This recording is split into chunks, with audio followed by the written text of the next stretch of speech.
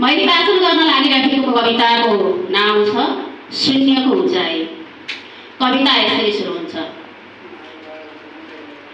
उकोस मुकोस छाती चिरेर सपनाहरूले क्षितिज चियाउँछु भन्छन्। म निर्मम बनेर दबाउँछु आफ्नै छातीमा मुट्ठी कसेर प्रहार गर्दै तिनीहरूलाई। के अर्थ छ यहाँ सुनौलो दृश्य नदेखिए क्षितिज चियाउनुको? के सार्थकता छ यहाँ दमिकहरूले दबिएका सपनाहरूलाई निर्बाध स्वतन्त्रता दिनुको? जहाँ सपना देख्ने मस्तिष्क परतन्त्र छ, जहाँ परिकल्पना गर्ने सोच प्रतिबन्धित छ, यहाँ हर प्रहर असुस्त दौड चलिरहेछ। युगौँदेखि दौडिनेहरूले साथ बिर्सिएका छन्, सहयात्री बिर्सिएका छन् दौडको मकसद र मैदान पनि।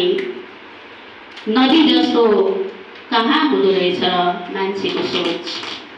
नदीले चाहिँ बगरसँगै हातेमालो गरेर कोसौको यात्रा तय गर्न र फरक अस्तित्वलाई पनि सहर